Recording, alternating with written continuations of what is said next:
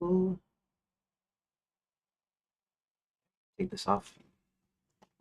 Um, Another bonus stream because I'm still behind and Dad's laying down. Hopefully he'll lay down for a little while. Um,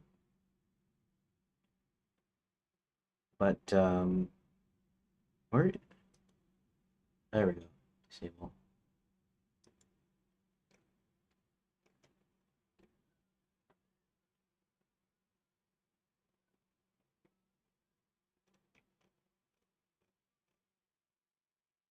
Okay. Social Tree Ninja. There's that.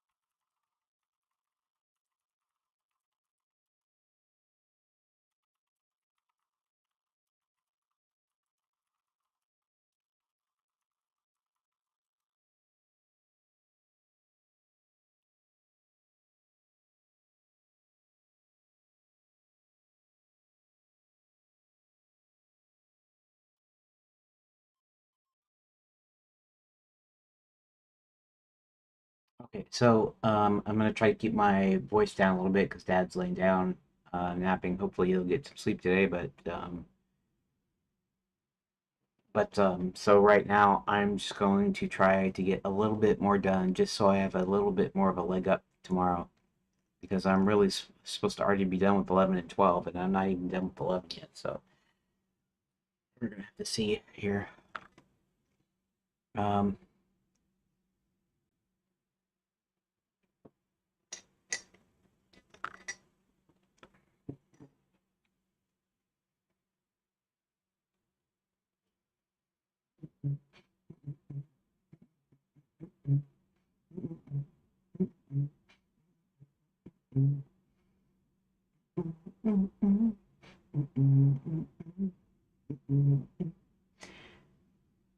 Don't blame it on the sunshine. Don't blame it on the moonlight. Don't blame it on the good times. Blame it on the boogie.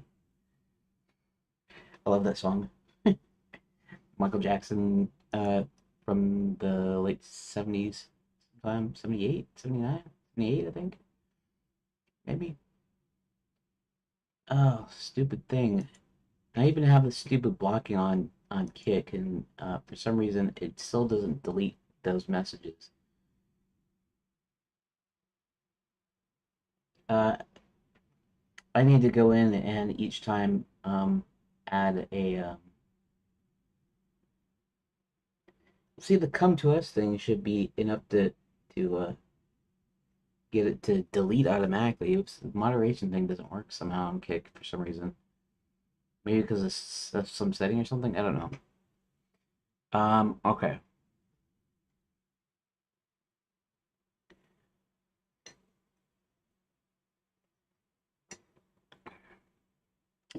Okay, so we actually have this down here. We actually got this part down. I mean, I may have some stuff to work out. In fact, I also have the part where he actually goes through. He actually goes to his into his grandparents' house, and there's probably going to be some information there, but that's actually not important to this chapter right now.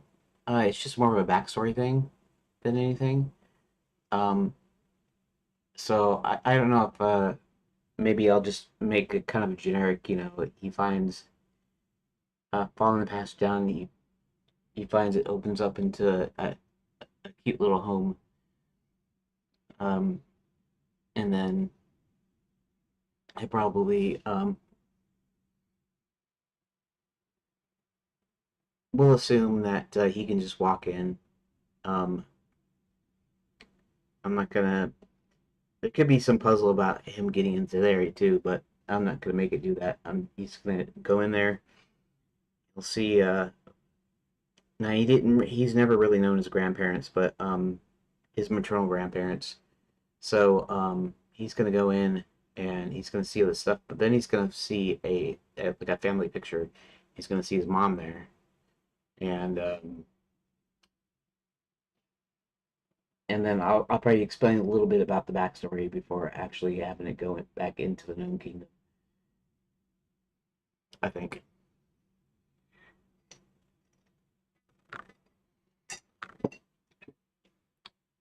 Okay, so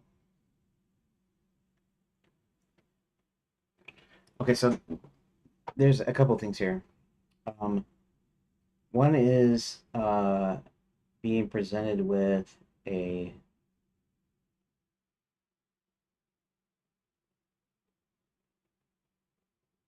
I guess what I should do is I'll go ahead and make the methods to actually get into the Gnome Kingdom both ways, and then I'm also going to add a thing in here because what you're going to do is you're going to Roland's going to basically he's going to explore the library.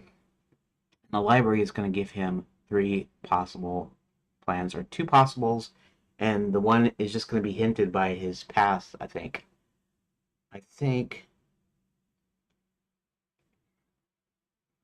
Well, it needs to be something. This is all about opening the secret passage in the library, but he doesn't necessarily know there's a that there's a secret passage in the library. Um, I guess if he goes to it, I guess if I have a thing where um,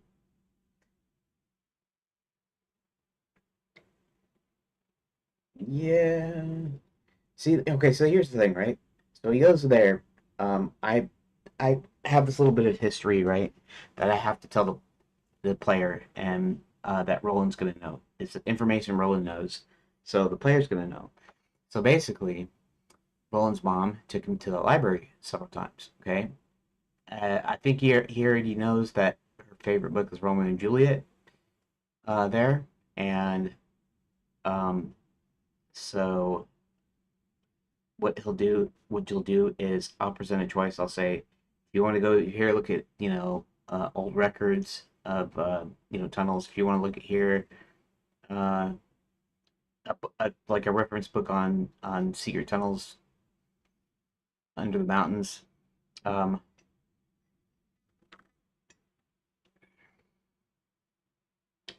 and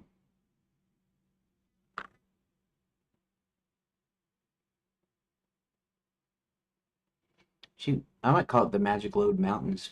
Maybe it sounds kind of weird to say that, but load is spelled Lode. Actually, I don't even know what the word load actually means. Lode. Define load. Metamorphosis ore that fills a fissure in a rock formation. A vein of mineral ore deposited between clearly demarcated layers of rock, a rich source of supply.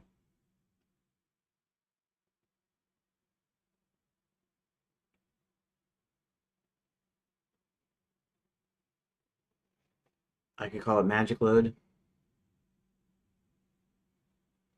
quicksilver load. Oh, which I don't know, it's a little long in the tooth.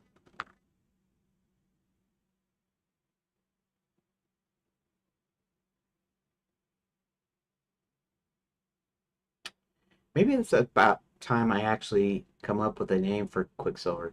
Because quicksilver, the idea is it's sort of a slang term. Now, there's a lot of things. Actually, I wonder if quicksilver is actually a word. Fine quicksilver. Mercury, right? Mercurial artificial horizon. a solution of mercury nitrate used in artificial silvering. Quick water. Okay.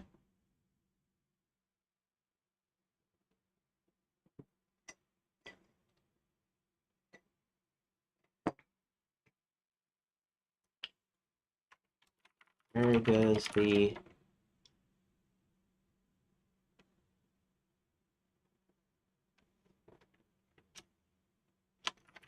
how did J.R.R. Tolkien come up with the name Mithril? See if there's anything as a constructed word in the Elvish language. Sandarin portmanteau derived from two Sindarin words, myth meaning gray and rill meaning glitter or brilliance.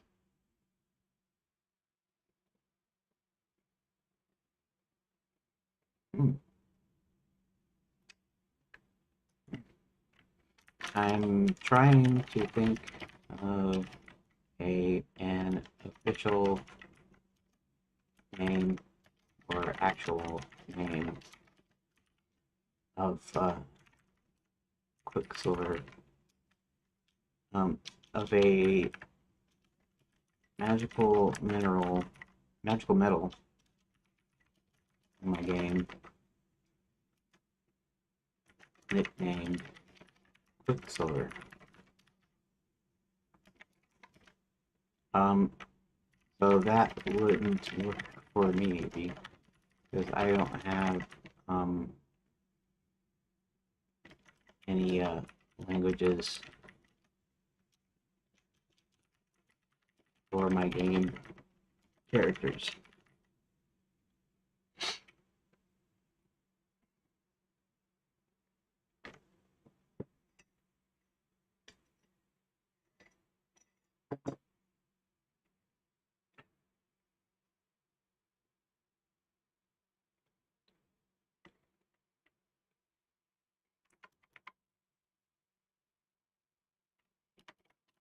Basically, Quicksilver has all kinds of magical properties.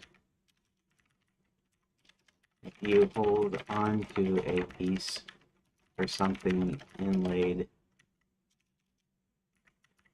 or containing a small portion of it, you can summon a portal just about anywhere. It also has some effects like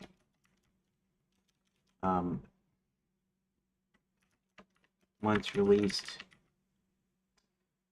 do that, burn it like coal.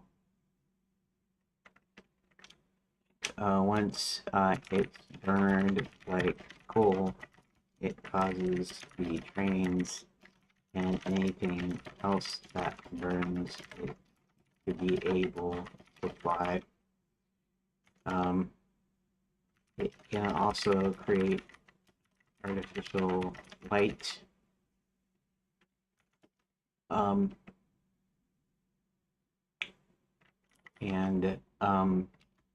you can make magic mirrors out of it. Among some of the uses, now obviously I haven't thought through everything or how every use would work, but it's basically the, I don't know if you would you call it metal a mineral? Is it are metals minerals?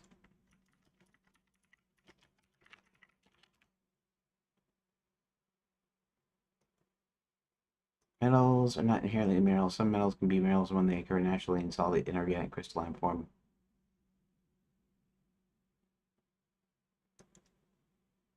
Classic chemical elements.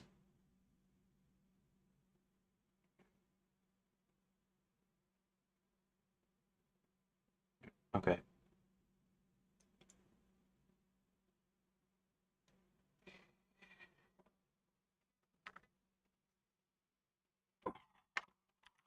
Magical mineral or metal that Enchanted Lands runs on. So I'm thinking maybe needs a proper name. Um,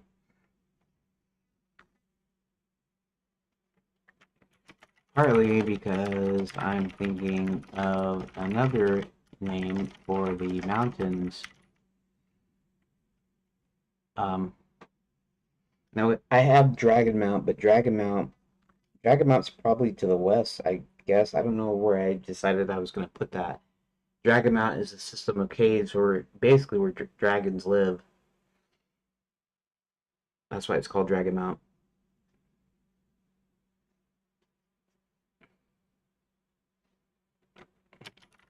North and Home Kingdom are in. Hmm.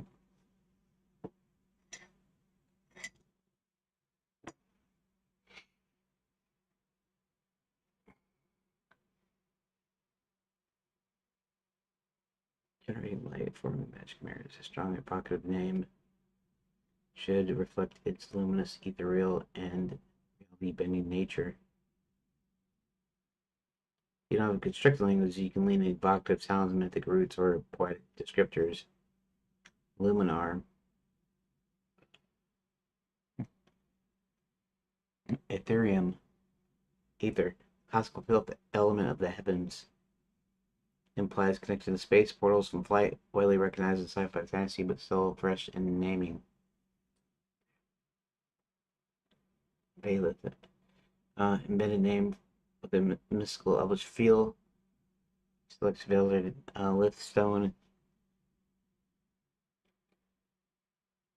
Valith Mountains. That's probably not a bad idea. I don't want to. I don't want to do too much exact copying from the deal, but not to mean night either or Quicksilver. Creates light and darkness. Ether spines. Dark range. Okay. Um. Yeah. Yeah. Yeah. Sure.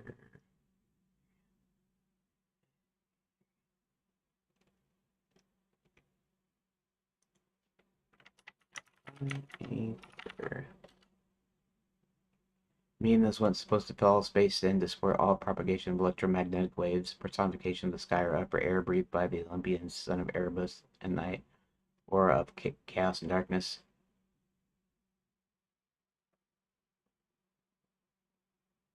According to ancient medieval science, ether, alternative spellings including aether, and ether, fifth element, or the quintessence, is the material. Oh, the concept of ether uses several theories, explains several natural phenomena such as propagation of light and gravity. In the late 19th century, physicists postulated that ether permeated space, providing a medium through which light could travel in a vacuum. But evidence for the presence of such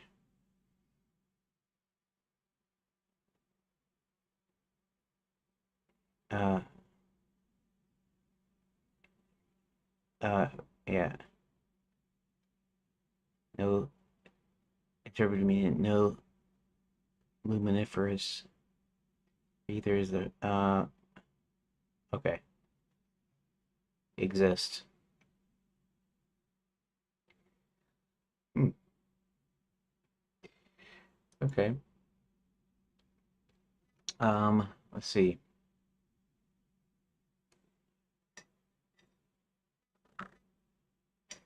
Luminar.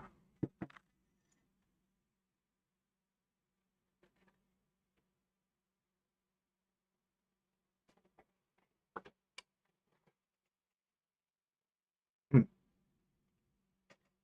Star core. I think for a second.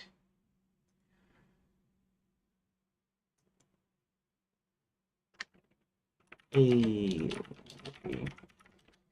Just doing another bonus stream, trying to come up with a proper name for Quicksilver now.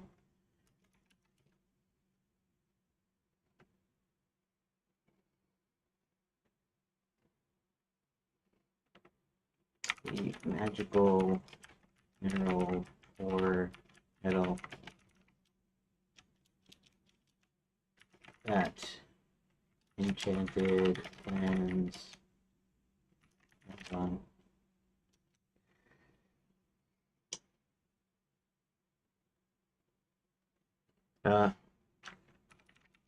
Getting GPT to come, chat GPT to come up with something.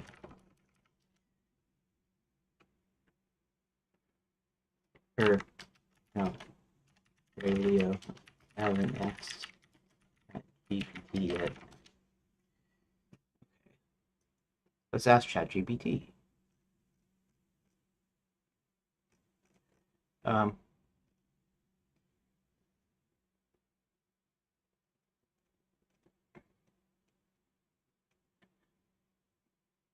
yeah. Yeah, I was going to try to get some more of chapter 11 done. I'm working on that.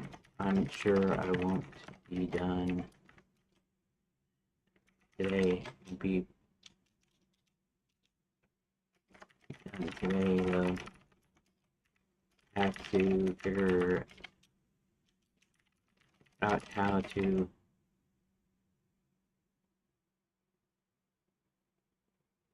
oh, what was I thinking of? What was I was gonna come up with the thing for I was gonna come up with the actual name for Quicksilver. So then I would know what to name the mountains that the mines are under. I don't know if I started typing anything in here. In here?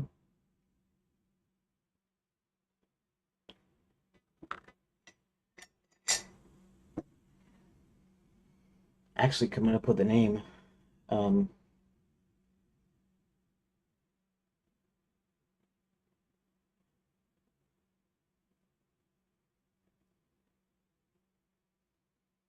hmm.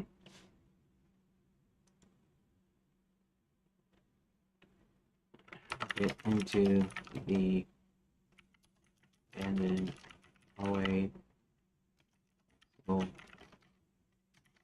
wall door, and then how to find the actual secret entrance in the smugglers tunnels.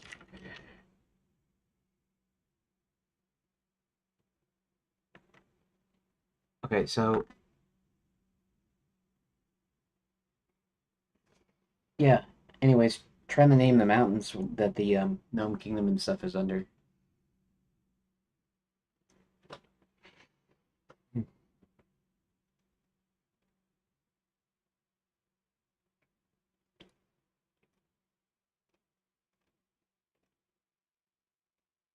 Okay.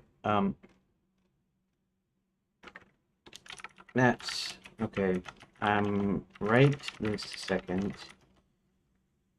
trying to come up with a name for the mountains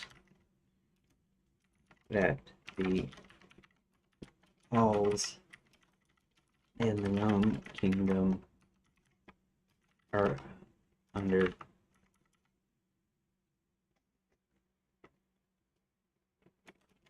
I kind of forgot why I wanted to do that now, but it has something to do with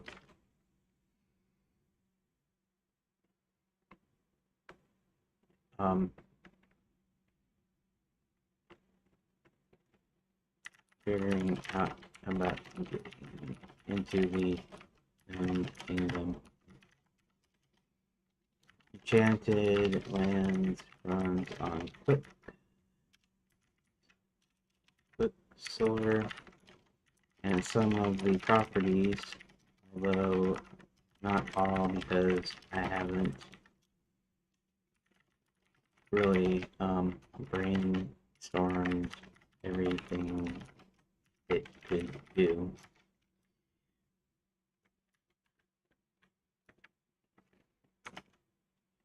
When you burn the ore, it causes things to fly, like flying trains. It can be a source of artificial light. I'm actually thinking it's the same thing as making stuff fly. So you burn it and it will illuminate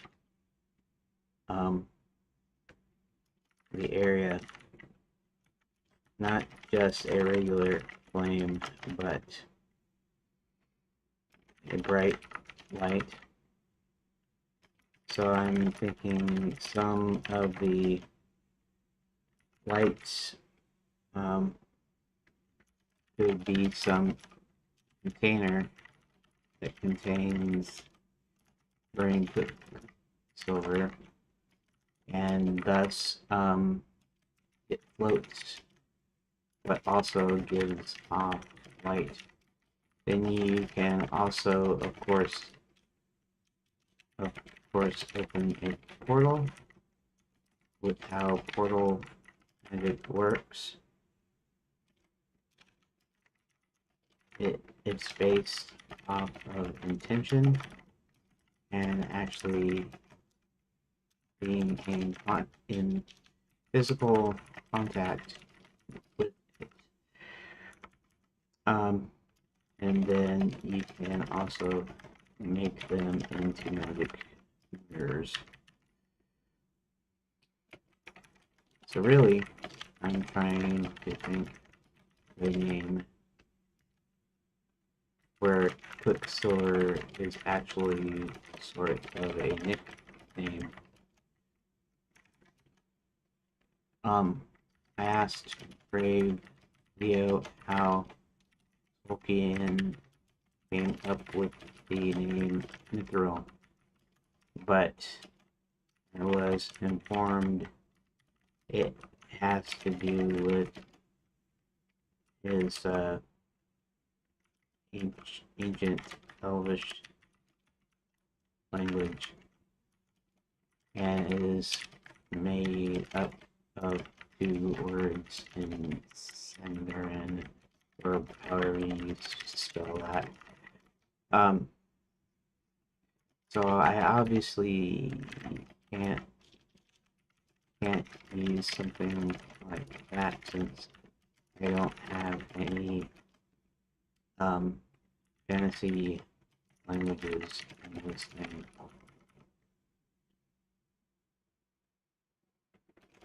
Maybe you can suggest some names for the actual name of Quicksilver based on those magic properties I just listed above. Okay.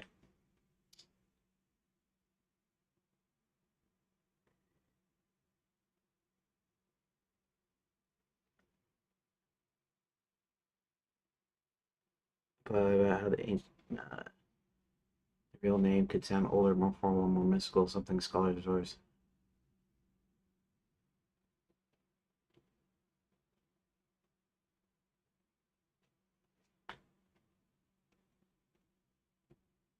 Based on light, illumination, mystical power, aspect, illuminate, brightstone, starstone.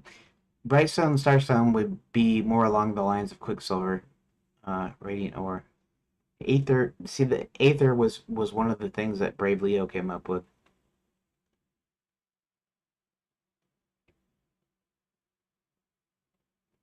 Um,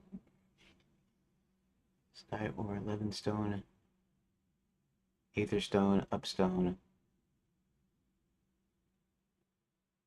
Aetherstone. Okay. For the portal of magic mirror, some cultures might think of it as a bridge between worlds, waystone, gate, or bridgestone. Okay. These kind of generic. These are. It's like what I called Quicksilver.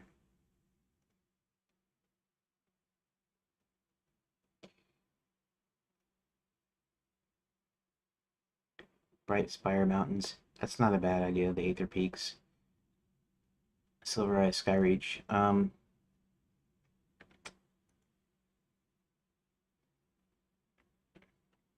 Well, Starstone and Waystone and the like sound like nicknames too, because they're too much like standard words. And not that I'm trying to get real obscure words, but something that doesn't sound like it was um, a common name. Leo suggested Aether as part would be ether, I guess, part of the name, like very um Ethereum. Um so I'm looking into that a bit.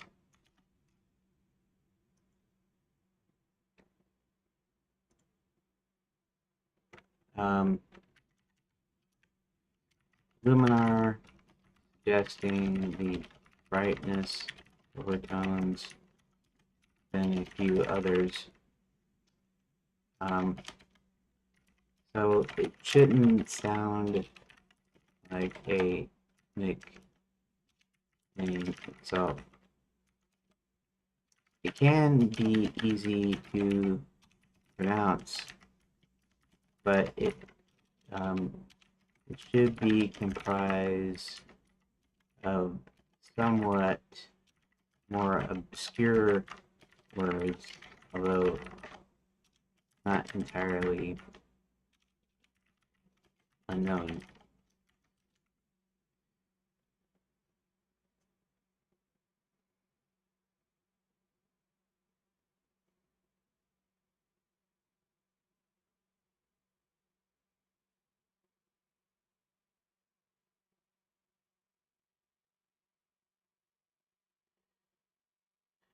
Silly is something that could possibly exist in the world, a scientific or traditional name of the aura at the hint of magic. So,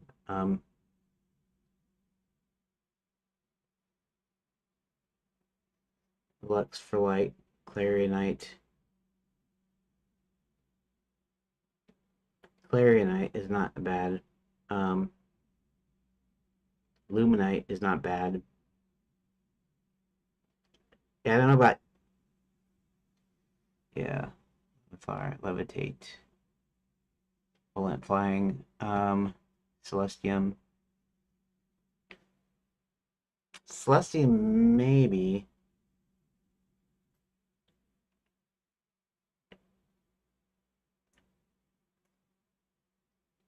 Arcanite.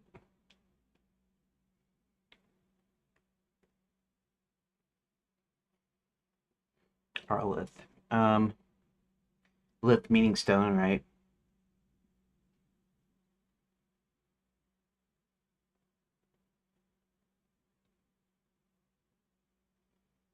Um,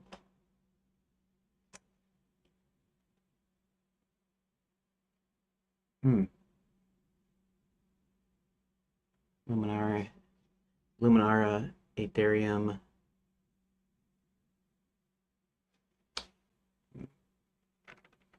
He gave me an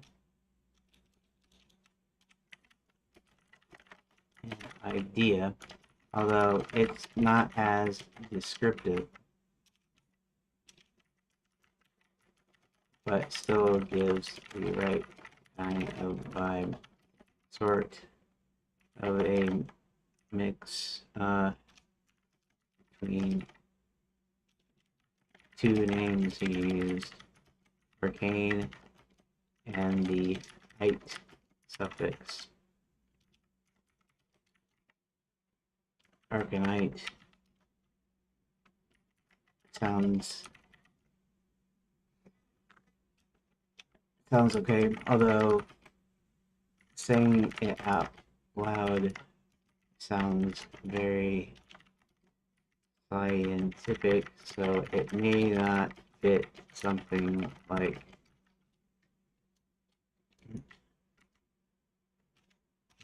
the Arcanite Mountains or something. So I may need to think a bit more.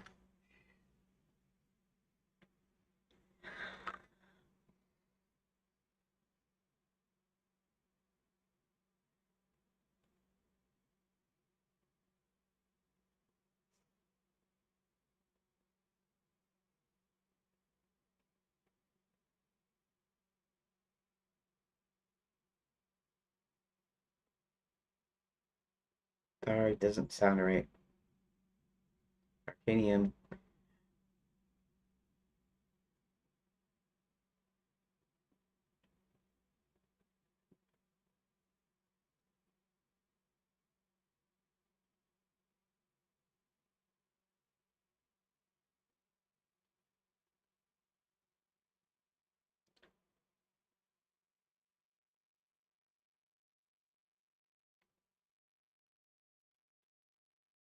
Um,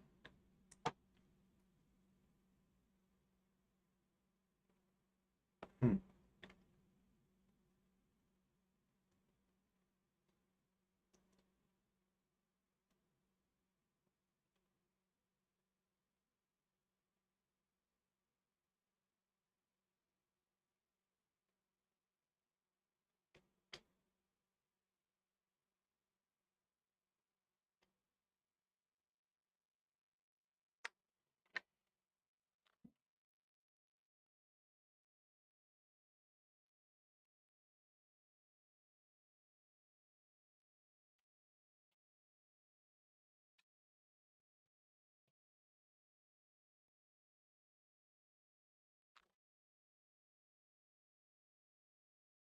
Luminite.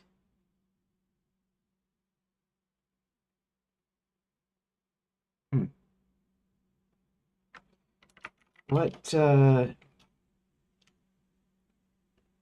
there any other names for mountain range or just mountains, plural?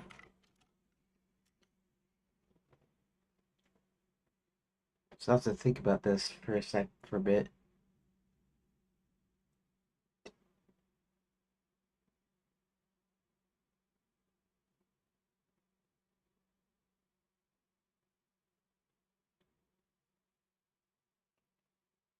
Uh, Arcanthar spine. Yeah. Uh, crest. Barons, fangs, and teeth. I think Dragon Mount was supposed to be like the one mountain, and then I don't know if there's something about teeth that I had.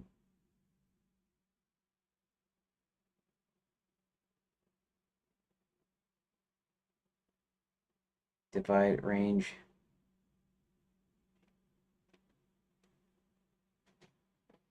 Nulls. Nulls are small though.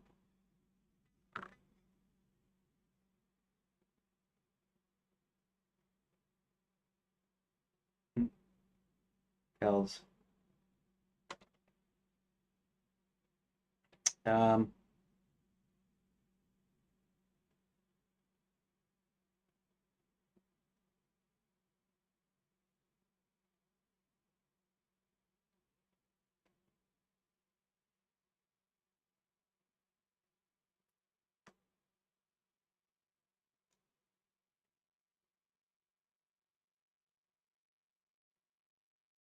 try Luminite. Luminite probably would work. It's not quite as nice for Twitch. Where's my Twitch chat? Twitch.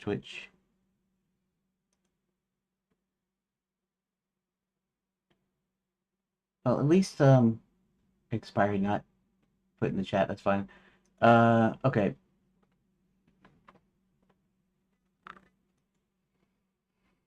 Hmm.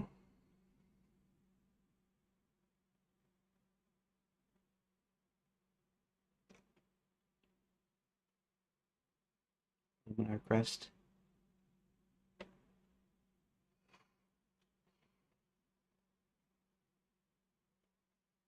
Ugh.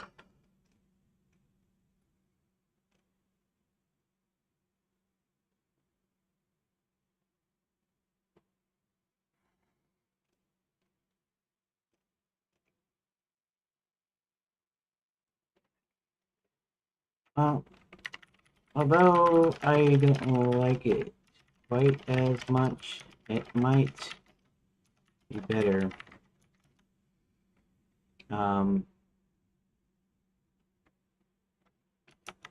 By using Luminous as a base.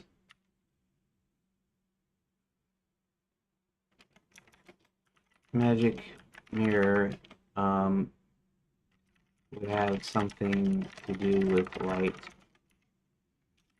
So shiny, it's able to transmit its light to another. Also having to do with the intent theme. Since portal magic works on intent, so do magic mirrors.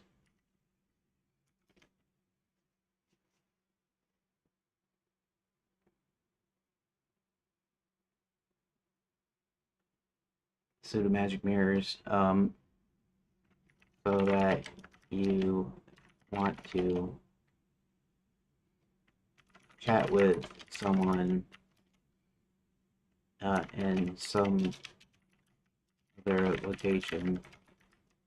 You're probably touching it somehow, and then you voice your intent on who you want to follow,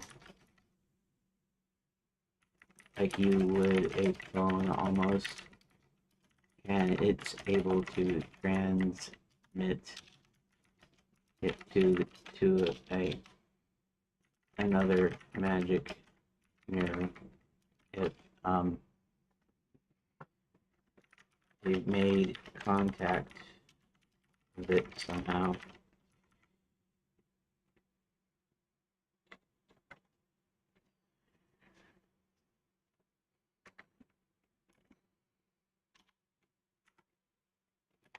So with a portal, you have to hold on to the Quicksilver blind or the Quicksilver item.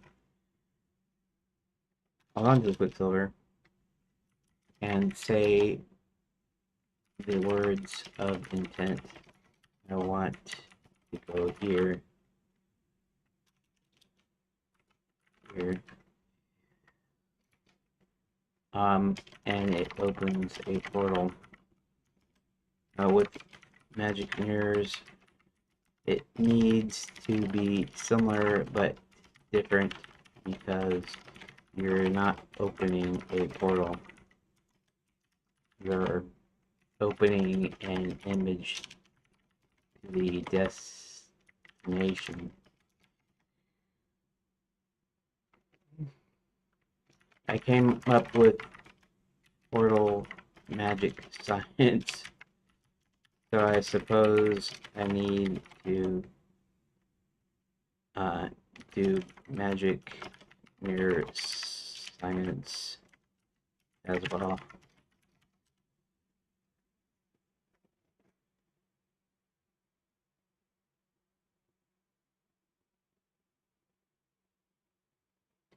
So magic mirrors have got to work a little differently.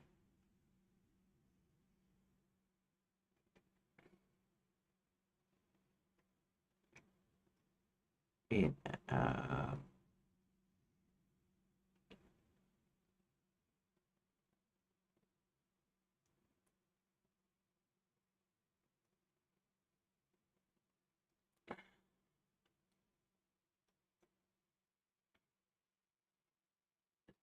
Transport visual auditory representation of the intended location.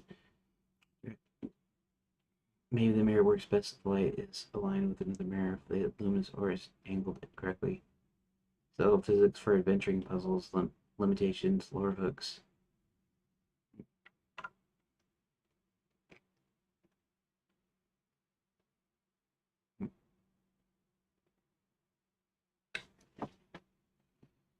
Um, let me just come up with the magic mirror mechanics first.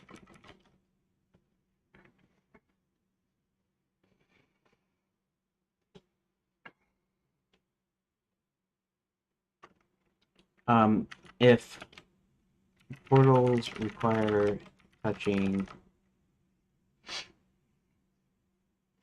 a piece of Quicksilver, that would still work with magic mirrors whose surface are actually made up of Quicksilver. So I have to have another method, either a single touch, like you're pressing a button, or touch screen, like a tap. Could be synonymous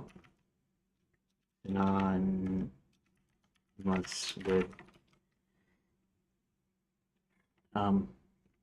phone touch screens.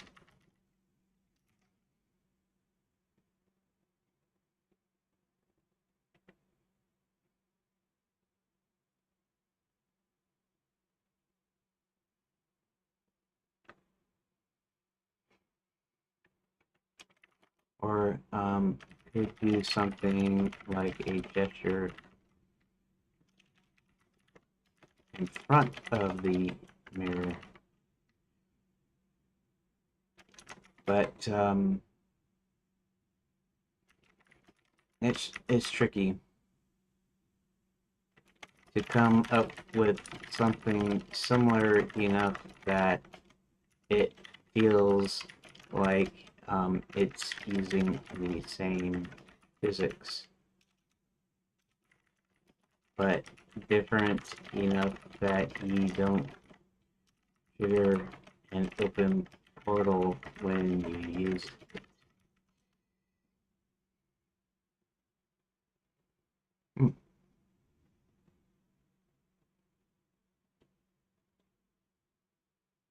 Magic physics, but with different applications so the player instantly knows this isn't a portal, it's a mirror. A few ways you can frame it while staying consistent. Single touch tap like you suggested.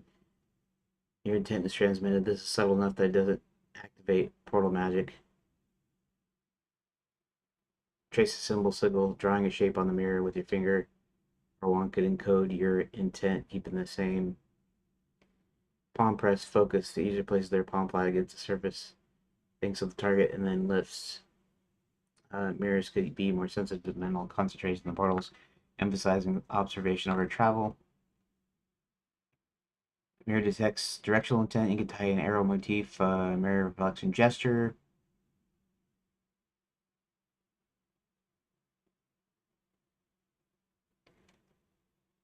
Can accidentally open a portal if someone makes a large gesture or touches it too hard.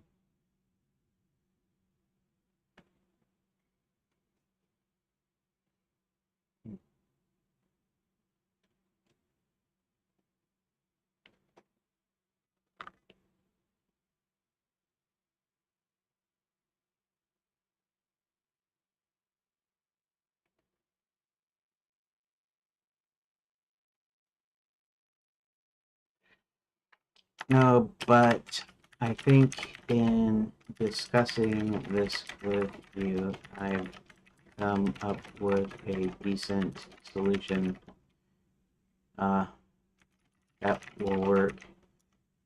This may never even get exposed in the game. It's just I need some logic, some backing uh, to make everything feel consistent.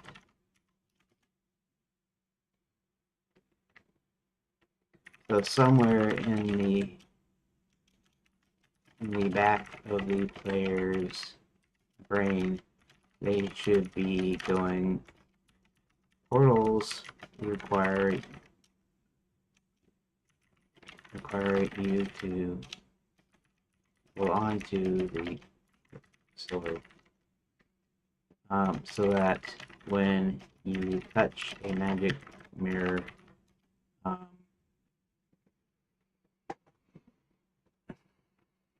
they know something similar happens. I think it's going to be as simple as um, what do you call that? What do you call the what do you call frame around a mirror? Just a bezel maybe.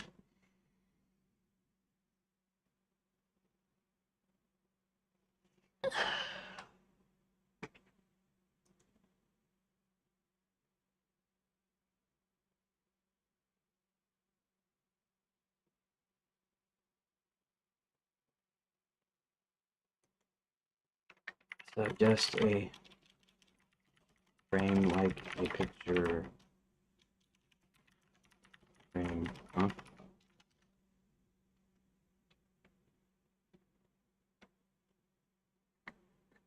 Yes.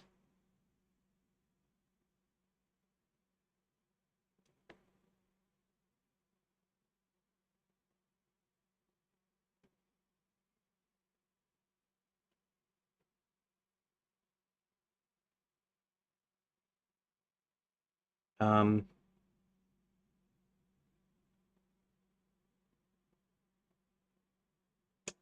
let's see. Whether I call it a bezel or is that something entirely different? I mean, I don't have to call it a bezel, but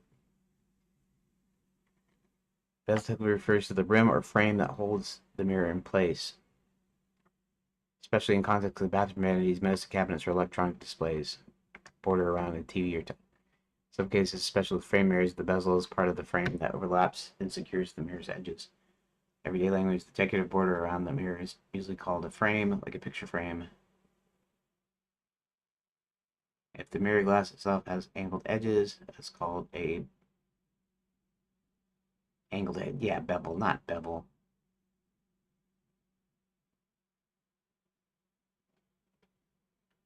Hmm.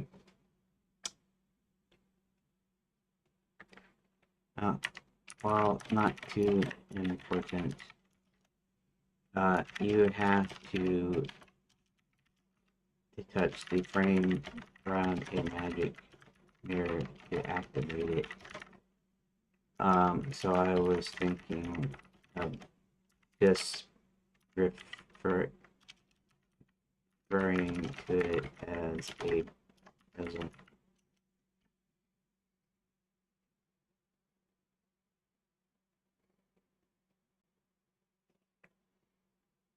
Digital interface, the bezel refers to the rim or frame that holds the display or mirror in place.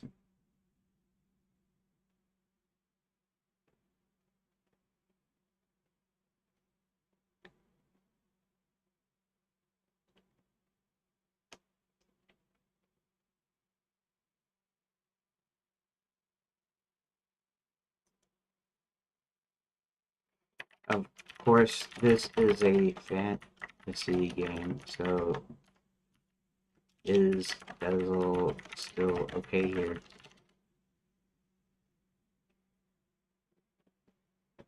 I mean, everybody gonna think technical? No.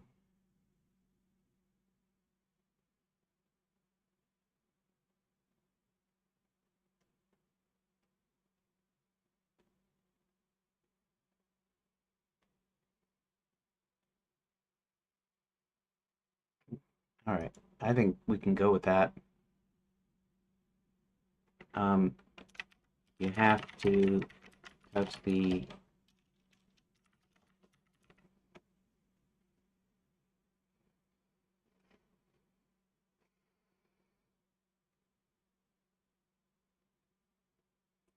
if it touch the bezel,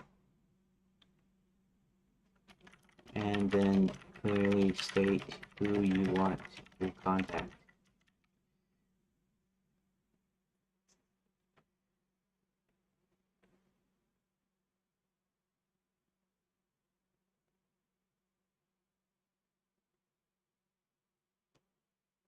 I could do the magic mirror thing where there's a face in the mirror and you talk to it.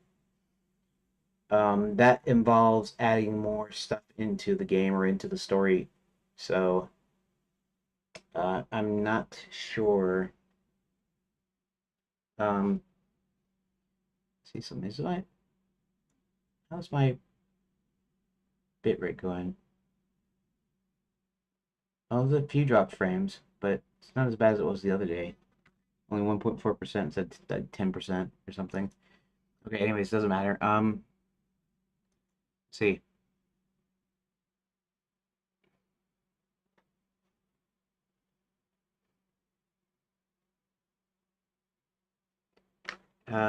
Maybe optionally you could state a location. So that's more for your direct intent, and that wouldn't show up either, but internally the logic goes you state your intent for who you want to contact, and then the location for clarity, which might be faster by seconds, probably, than just the name alone.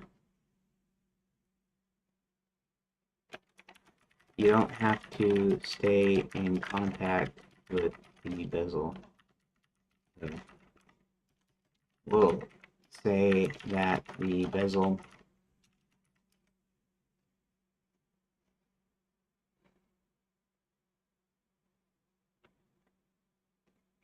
is Quicksilver mixed with something, or silver mixed with something, so that it doesn't get the full intent like a portal would.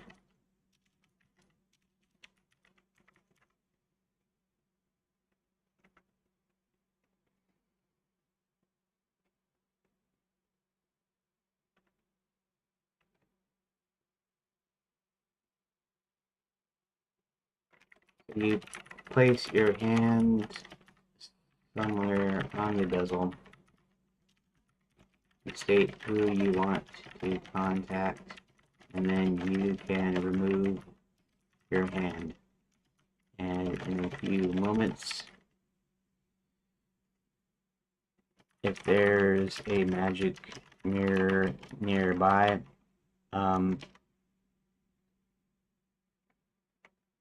they'll appear in it. So that's I guess that's a lot. That's the science. That's add magic, a portal physics, and now I have magic mirror physics mechanics, magic mirror mechanics.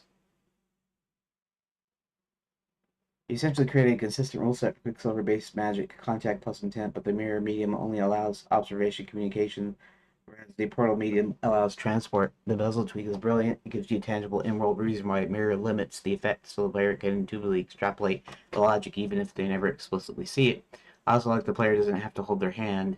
Uh, it keeps the interaction simple and makes it feel magical rather than mechanical, avoids overcomplicating a point-and-click interface.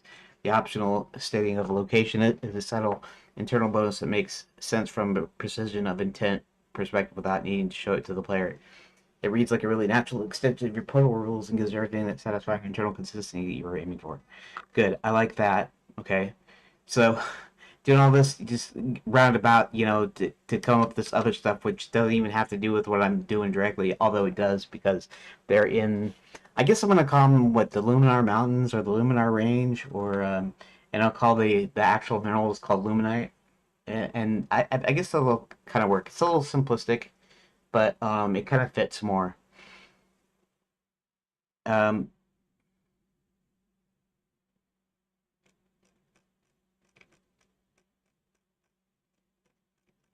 let's go ahead and okay, we're gonna stop there.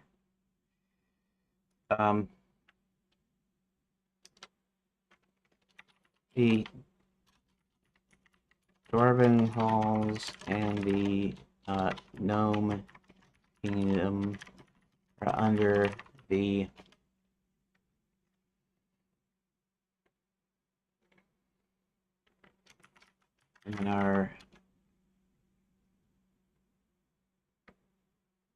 Luminar Range or Luminar Mountains. Mountains.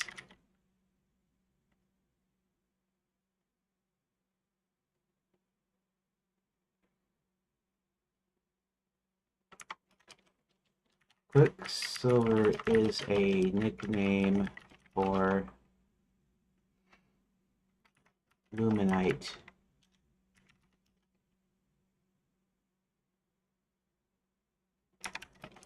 But is called Quicksilver for Luminite. Magic mirrors work somewhat similarly to magic mirrors work somewhat similarly to um, portal magic,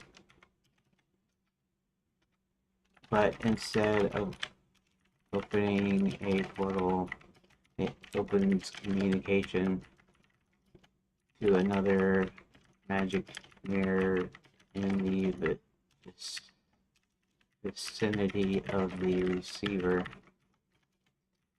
You touch the bezel and state who you want to contact, and optionally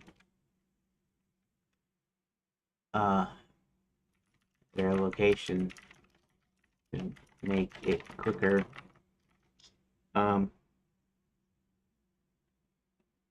And can remove your hand. Then to end the call, you touch it again.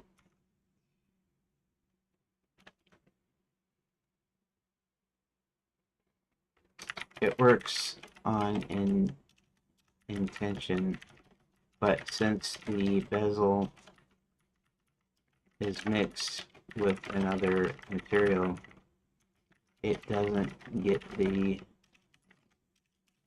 full power, so it won't open a portal.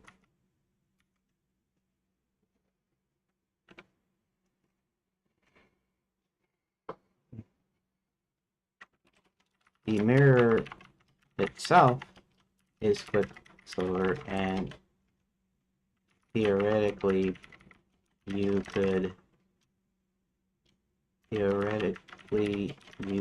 open a portal with it,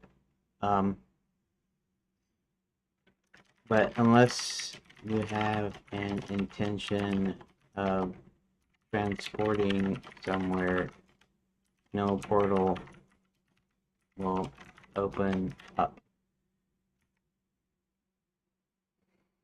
Okay, so technically speaking, you could use it as a portal. The other possible thing is a small side effect that the bezel will keep the area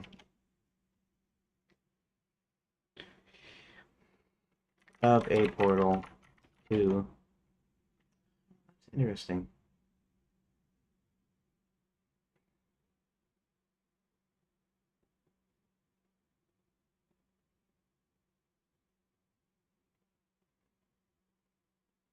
Well,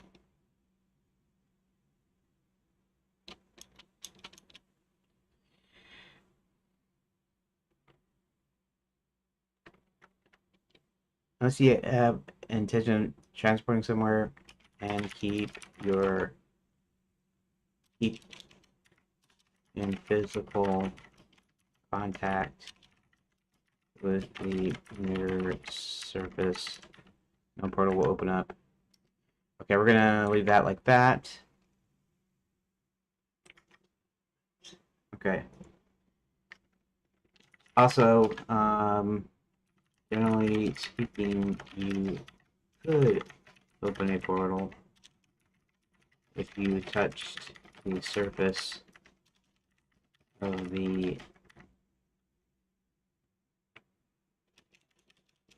mirror itself and voiced your intention. However, you can't do it accidentally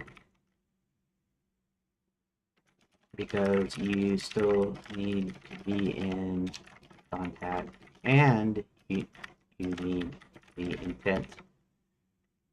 Okay.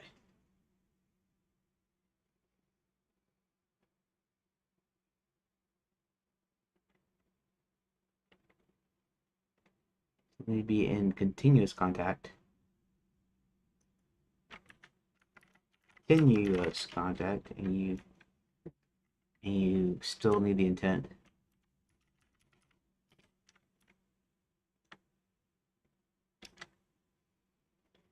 Okay, so that way we get it. There's a consistency, and you're not going to say anything, but if somebody asks, for instance, they go, "Well, how come that doesn't open a portal?" We would say, "Well, you could if you touch the surface, but you have to stay in constant contact. You have to have an intent, and all that stuff."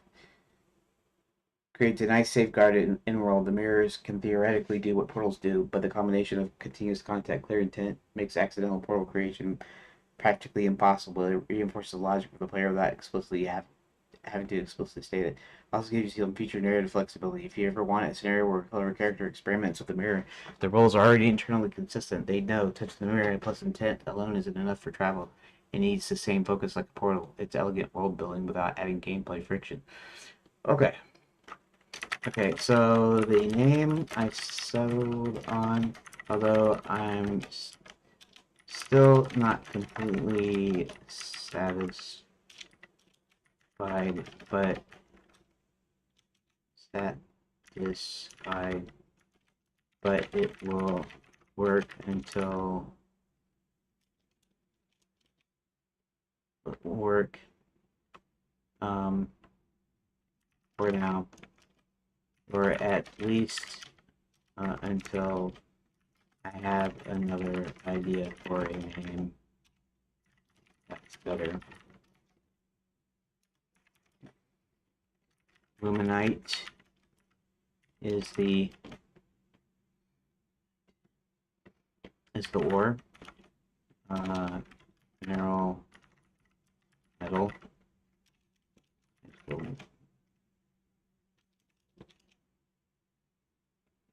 magical metal, the luminar mountains, or the luminar range, is what they're called, partly because the luminite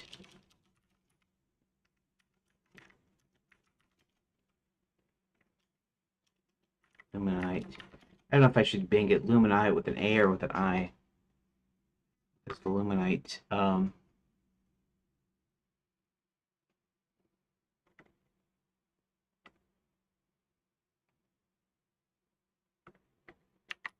Earth. What? Reflects sunlight much brighter than even a standard fully polished mirror. It makes the mountains look like they have glowing veins in them. I guess. I don't know.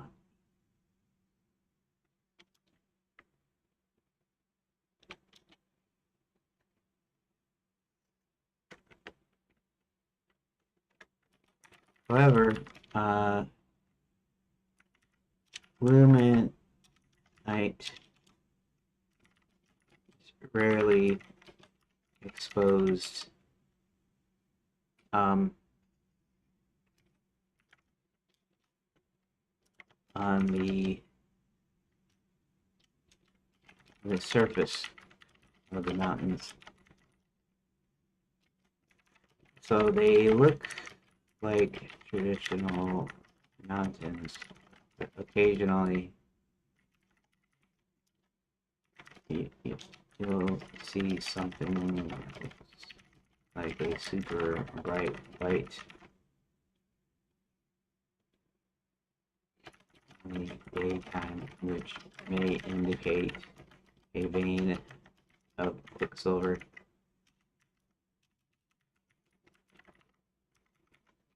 Vein with a GN.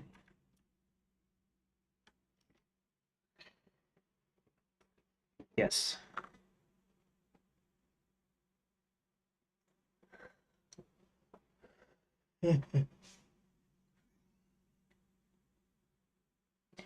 Luminite immediately conveys light and magic without being too on the nose. Luminar Mountains ties it together. Natural setting for a mountain range.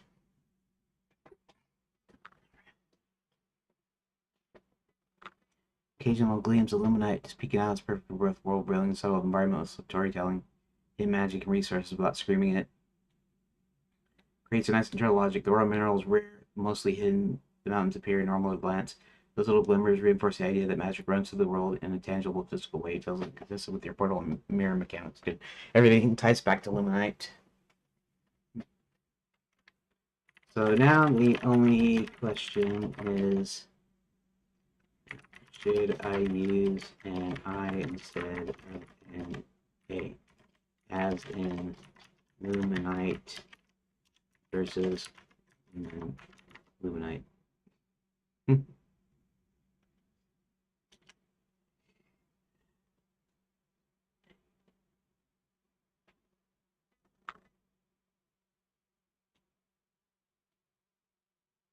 Both work. Choice solely changes the feel. Luminite, softer, more fantasy or vibe, as general luminous sound fits well with Luminar Mountains.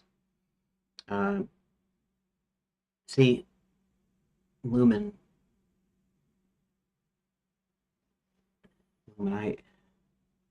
reads as light to the player because of Lumen root.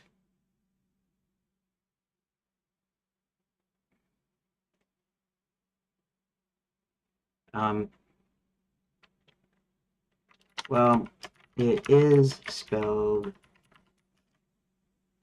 the Luminar Mountains.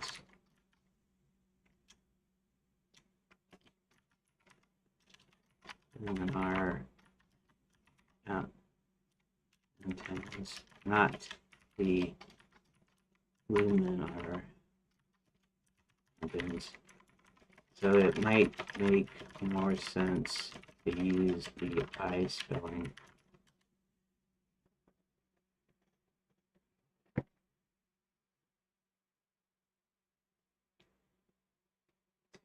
I think I'm just gonna do it anyways because so the spelling ties the or and the mountains together. Luminite in the Luminar Mountains.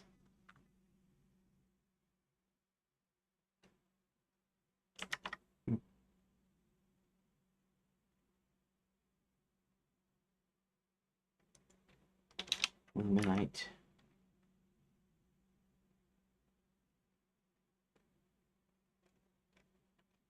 Okay.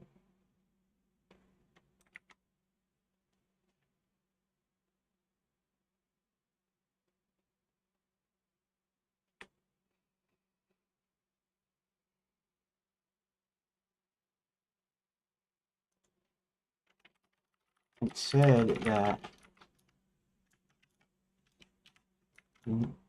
Luminite in sunlight will reflect the light even more than a polished standard mirror wood does, which means occasionally veins. Nope, I don't want to put G in there, but veins of Quicksilver. Oh, occasionally the veins of Quicksilver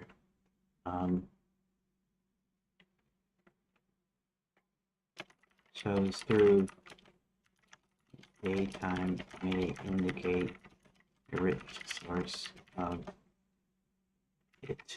Okay, saving that. All right.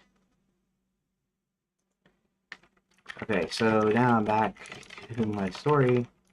Actually, I originally had a reason to come up with the name for Quicksilver.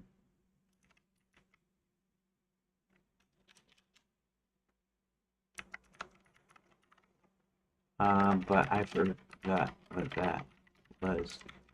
Something to do with the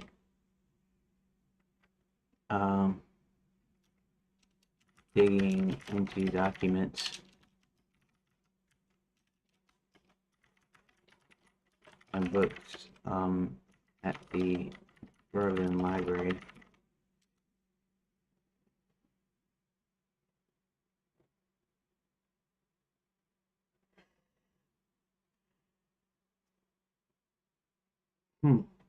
Okay.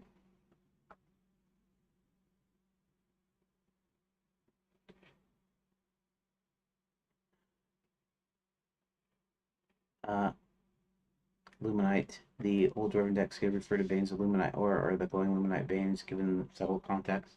Not the magic properties that explicitly explaining everything.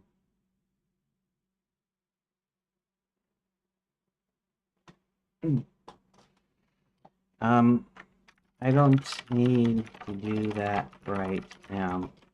Right now, I need to think of, okay, how does Roland first find out that the wall is covering something up? It's probably not meant to hold up to any sort of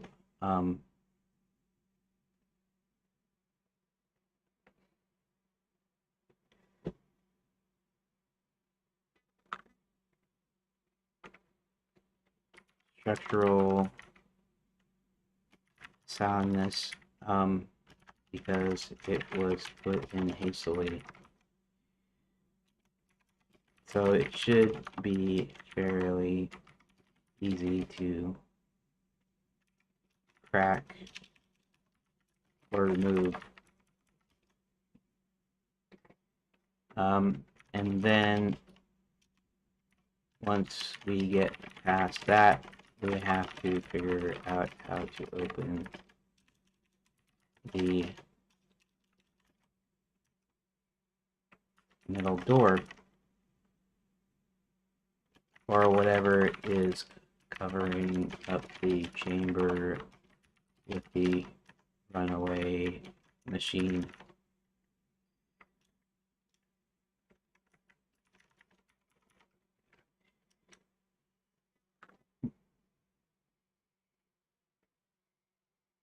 Okay, so now we got to figure in how do we get into the abandoned hall.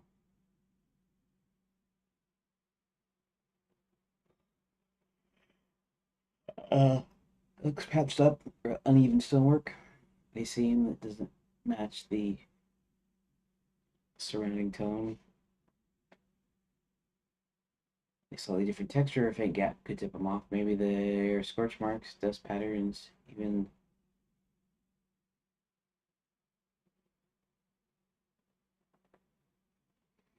occasionally thump.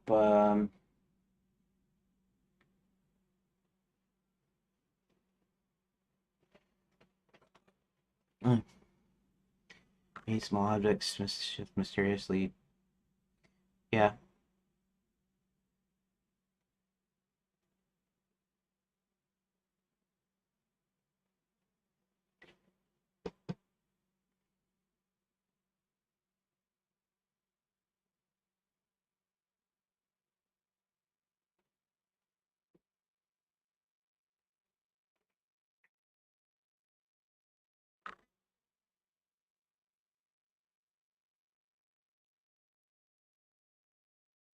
Mm. Okay, so there are a couple of things at play here. He's still mentally a child, but he's 10 to 12, so he's cognitively um he,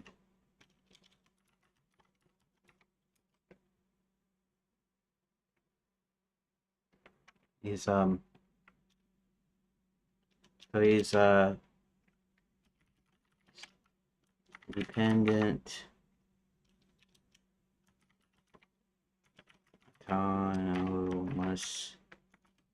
um he's originally, the way I put it, I made it like it was like this little kid saying, "Have you seen my daddy?" And he's kind of dumb, but I'm almost wanting to do a thing where I don't know how I'll do it, but make it to where he still seems like a kid, but like a smart kid.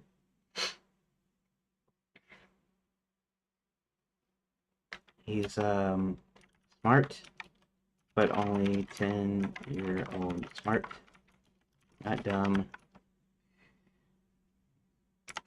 Originally, my concept had him as being kind of slow and dumb, but in order to help things, and because there's a lot of complex stuff in him, he's pretty smart for a 10-year-old. Not an adult by any stretch, but logical in his thinking. Um,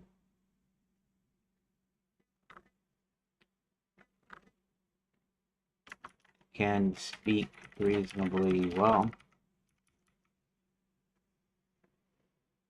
Okay. Physically, though, he's like a full-grown human man.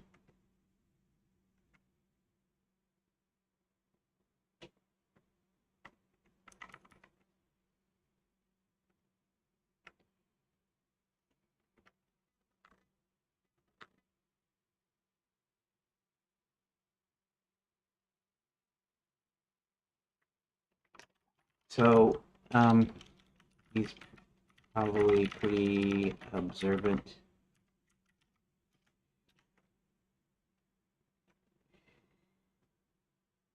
He's probably pretty observant. So, we're going to have something like the walls crumbling a bit, um, especially with the noise, uh, and maybe something is exposed. I don't know if his brain would think like Hulk smashed or whatever, or whatever, but that's certainly a design possibility. Maybe he punches it and it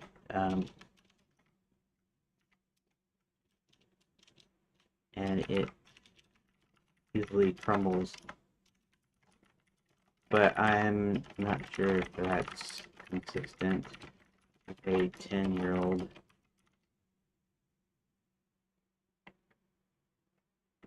With 10-year-old thinking.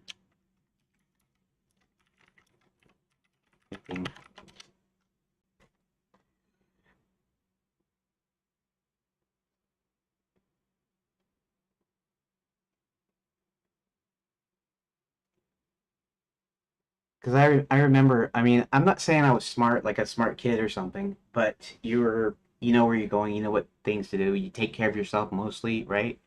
You know, up until, 7 or 8 or so,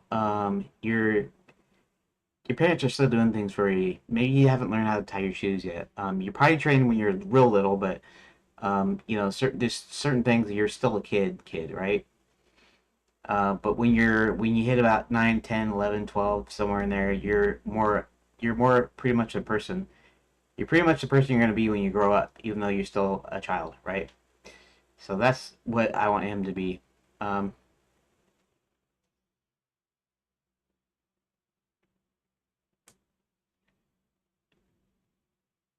Something behind there could be a normal wall. Child says problem. He doesn't smash walls with coke, but he can test the wall. Maybe he kicks it. Yeah, taps with the foot, pushes with hands. Maybe a tool against it. Finds a stick, a mining pick, or an old crowbar. Gently pry away. Chip at. Follow the sounds. It reacts easily. Hit you with a stick or pick hitting the right spot could loosen stones, creating a small opening without needing super strength. Maybe the stone pops out under pressure, giving an aha moment. He's smart for his age, logical, persistent. The wall yields because of its shaggy construction, not because he's suddenly grown man of brute force.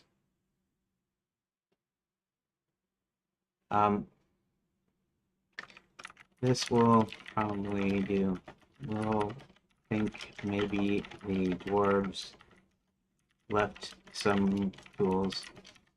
Have to put on our uh, MacGyver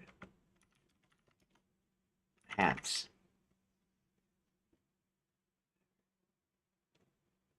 MacGyver.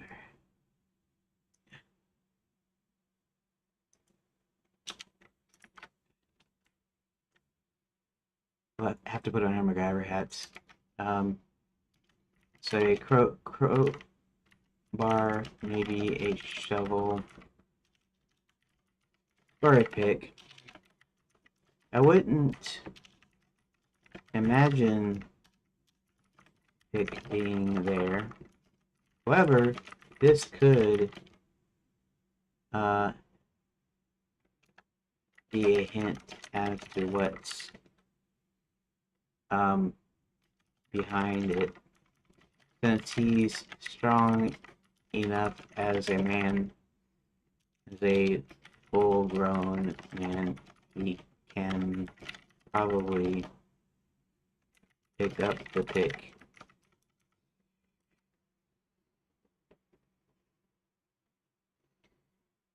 Yeah, you have to do kind of a MacGyver. In fact, adventure games, you really have to do kind of a MacGyver thing. You have to go, okay, what's logically in there? You know, there's one episode, and I don't remember what the episode was about, what exactly he did, but he was in a boathouse, and boathouse there's like some oxygen tanks and some hoses and some various tools, and of course tools would be there, and so I'm sure when the writers of MacGyver had put him in a situation, they put him in a place where there would be some tools that he could use to make something, you know. It's like in that first episode, there's a deal where there's this leak I'm not sure if it was like it's like a chemical leap from somewhere. And what he does is he uh, takes chocolate and uses it as some sort of chemical reaction with the chemical that causes it like a seal, like a temporary seal that stops the leak. And so they'd have to think, well, this is some sort of science research deal or some sort of power plant or some sort of thing like that. What would they reasonably have there? Well, they might have a vending machine because pretty much all places, schools and scientific institutions, and pretty much a lot of buildings, hospitals and whatever, actually have vending machines. So you have to kind of think of that. Well, what kind of stuff would be there, and what could I leave there that the player could use? So yeah, a pick would probably be that.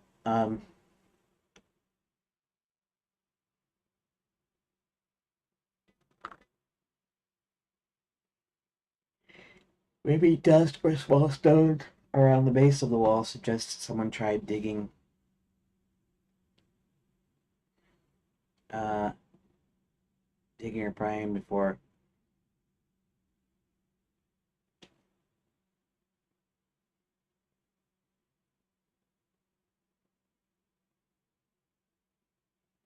Hmm,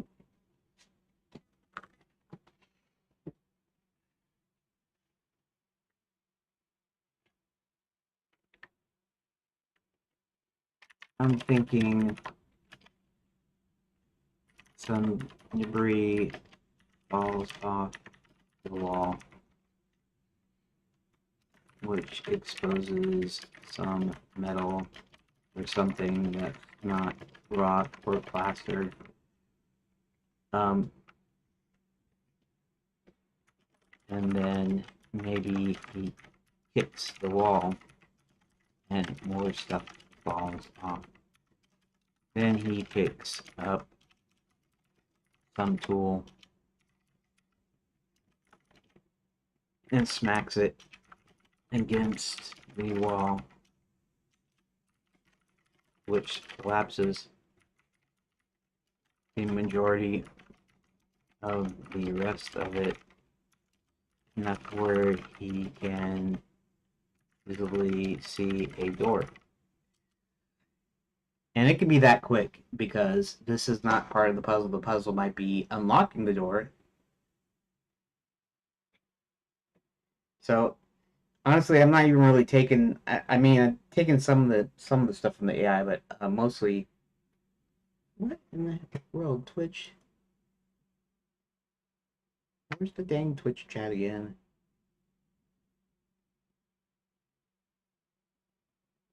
It's the same thing again. Okay, whatever. I'll let it go.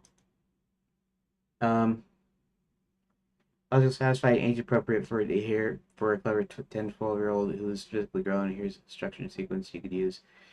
It's not that he's physically grown. It's well, mostly he kind of is, but it's that he's the size of a man because he's got dwarf and giant DNA in him, and so he's bigger than most kids his age. Okay.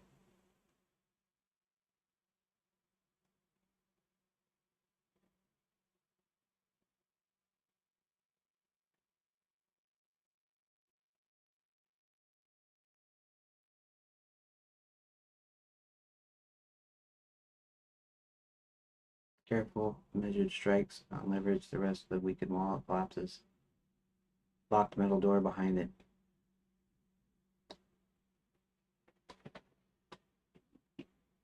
Hmm. Okay.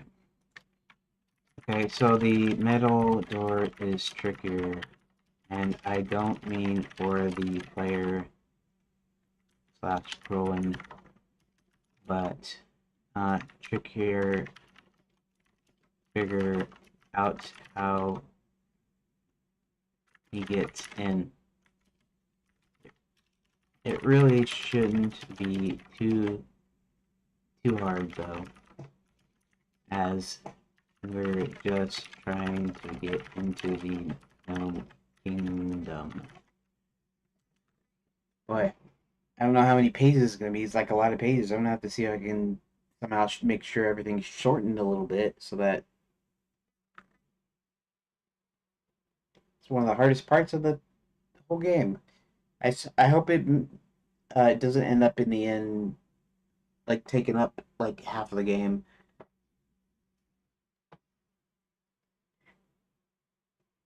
Oh, but yeah, it's like already that frustrating since it's the door to the chamber with a runaway machine and tied to its logical angle to figure it out without requiring advanced tools or adult level reasoning.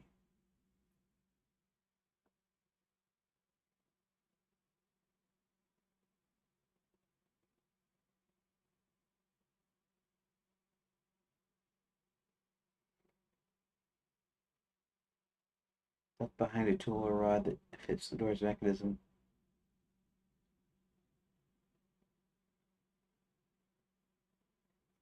Combination of actions. The door could require a sequence of simple physical actions like pushing a small panel or pulling a recessed bar.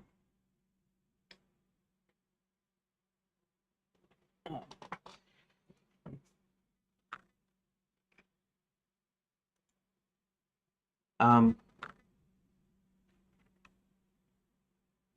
Now you don't need to sketch anything, but I'm still thinking about how to handle all of this. So, um, I can make the library the hub. Um, hmm. So you can get hints to each of the entrances in there. It's possible key is just a key that's hidden in the library somewhere.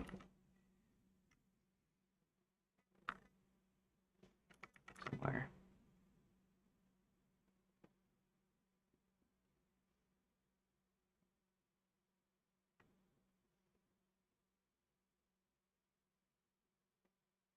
Um,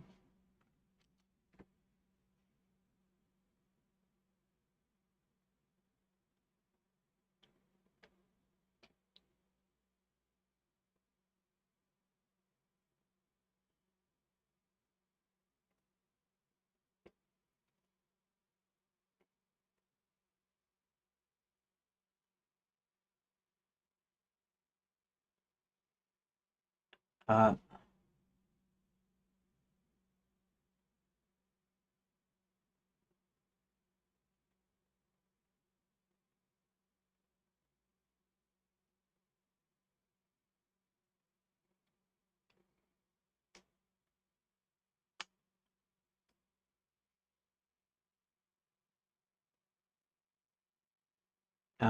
and in this way I can funnel everything there to each of the ways of getting in so that uh,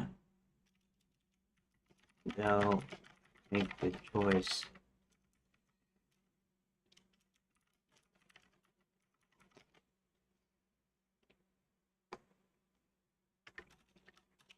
From there. Now in the full text parser and or point and click, they'll be able to walk to all three locations. But for this phase 1 version, it will just be the library.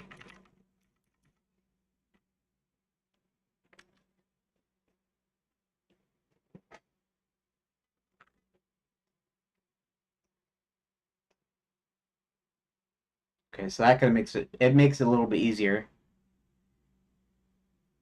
From there, rolling the players learn about the 3 inches is only one choice is presented at a time. Text-based interface keeps the story focused. The player physically walk to all 3 instances. The hinted clues will already be logically gathered from the library. That way, the library ties everything together, but a little complicating.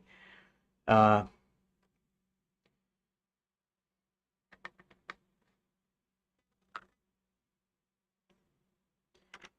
So before I continue, I need to address the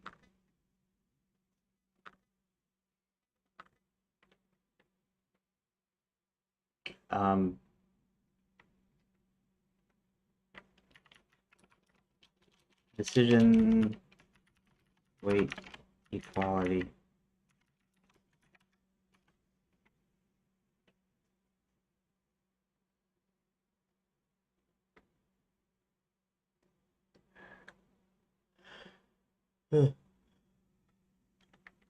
Because Roland knows the library and thus will communicate the info to the player / reader, I need a way to make it feel like the other options are just as important or just as important. So I come in, so Roland goes into the library, knows about his mom's favorite book, and when he picks it up, the note falls to the floor. So he may not consider the other two paths. So I have to figure out how to structure it so they're just as important.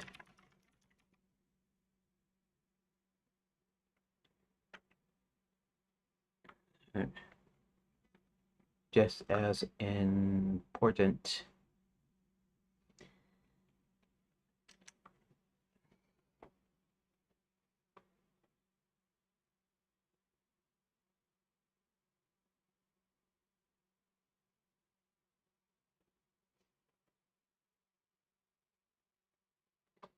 I have to essentially present some things.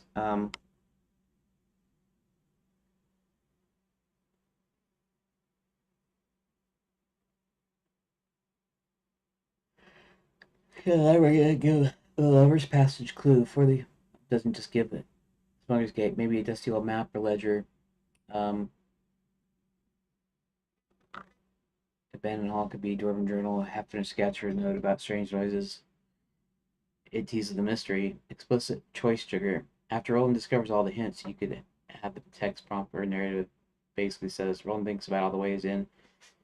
Old tunnel shown in the map or self-sealed off hall his grandfather once worked in, which path should he explore first? He signals to the player that author are viable. Many rewards or intrigue.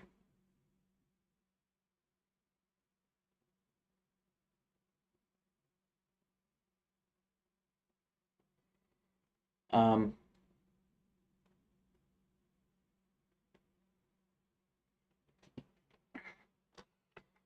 I wish it would stop saying if you want, I can do this. Um, I could not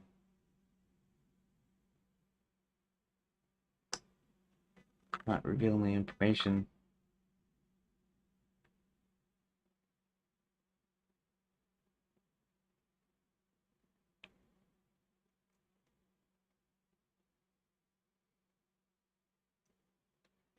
Hmm.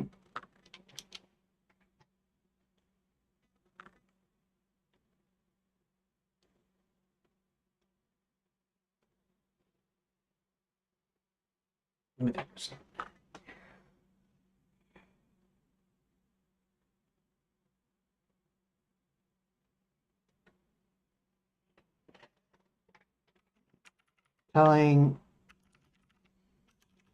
people his mother liked this book automatically makes them want to check out that book.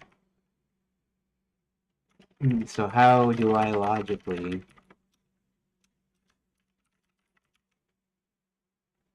not tell them that until I'm ready to reveal each of the possible entrances?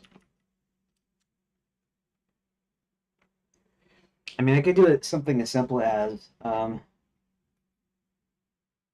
Mom used to take me here. Um,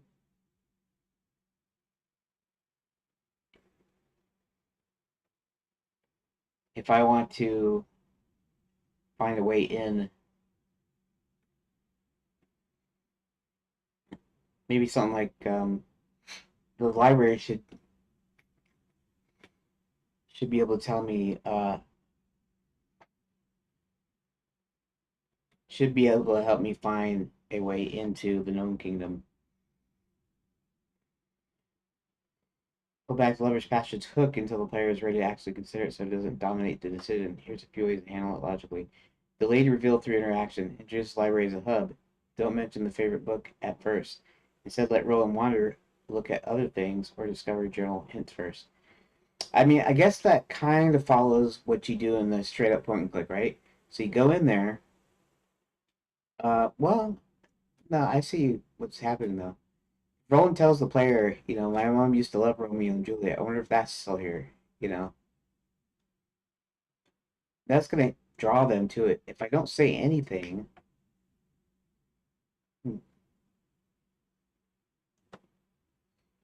could frame it as he doesn't really remember that much about the library. He said, "I remember my mom used to take me here." Um,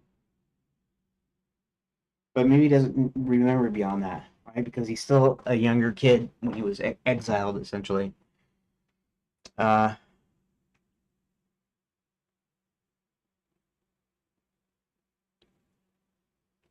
the note or book could fall out only when Roland picks up something else, like a map or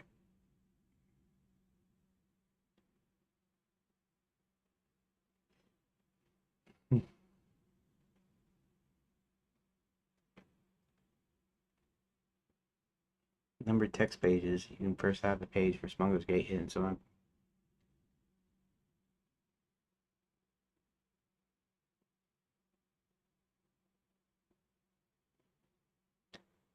looking at the other entrances. He might not remember anything other than she's to take him there.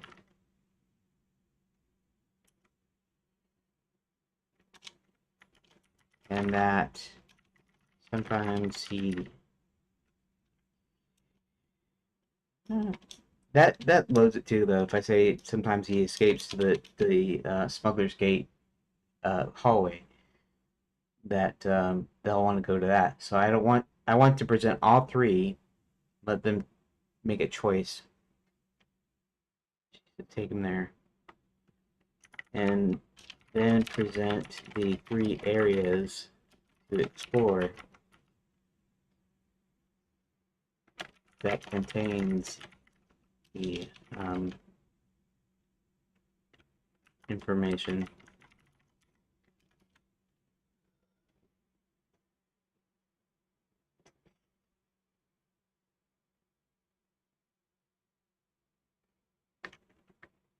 Like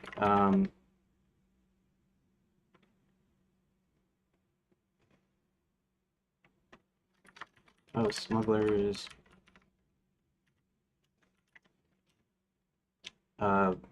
Okay, so like we'd have it in sections, right? So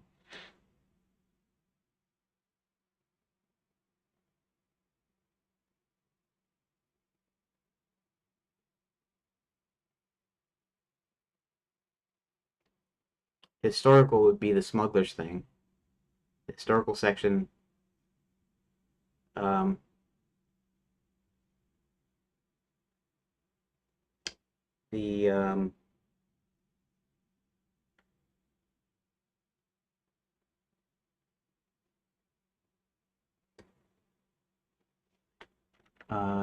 historical section, maybe something on myths and legends. Myths and legends, and finally, um,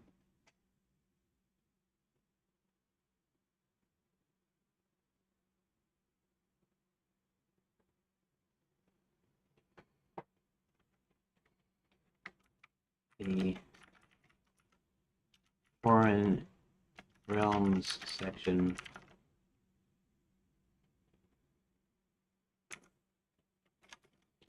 Based on this choice is the path they're going to use. So if they choose historical, they'll come upon some books related to things like the Smuggler's Gate.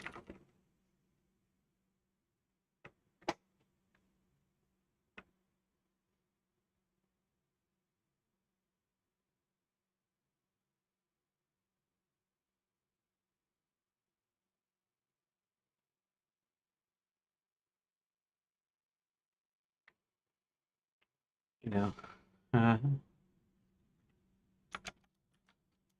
oaths, smugglers, and politicians.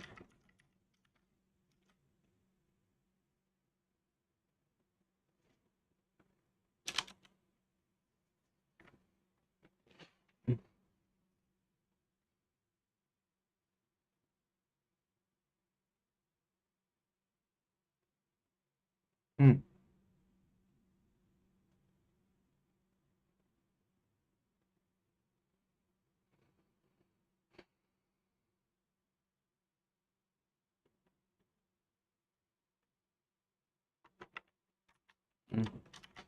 It's at the gate.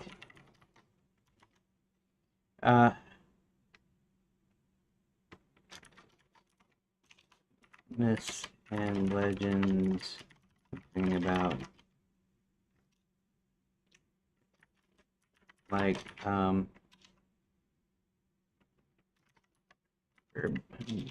urban myths of the Luminar,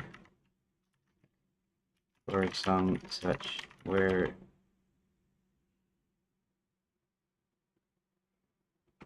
they talk about the terror from abandoned halls. Coincidence.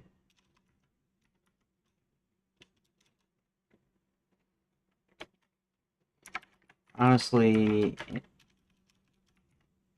in this book, maybe there's a hidden compartment on the back cover with the key to the door.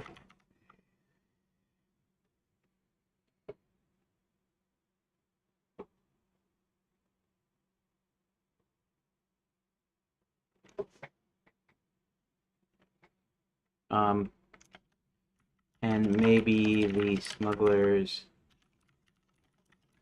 politicians,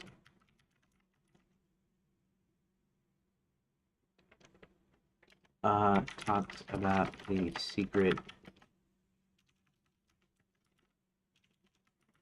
past. Darn it, put that. Secret passages with,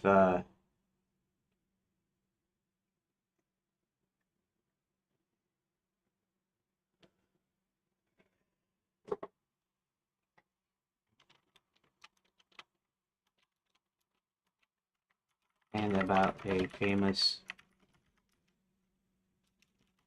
smuggler who went between the urban halls and the Kingdom.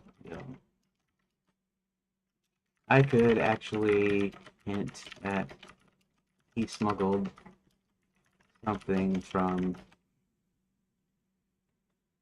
his grandfather to his grandmother, like the wedding ring or something.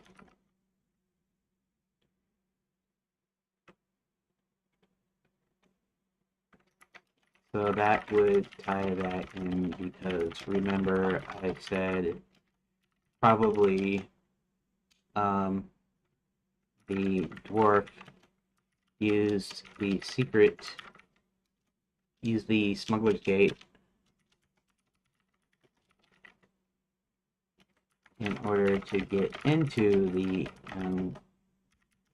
kingdom where he met his future wife.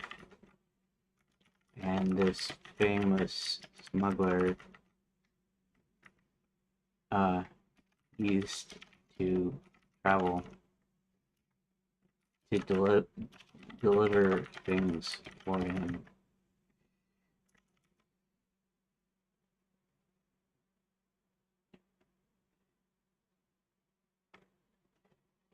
Okay.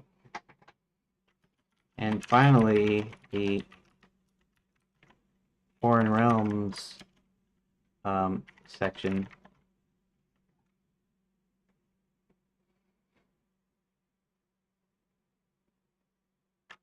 Now, I need to give this a strong enough hint or something that makes the player reader curious enough to pick it, where you'll find Romeo and Juliet. And he doesn't remember at first until he gets there and starts reading these book titles.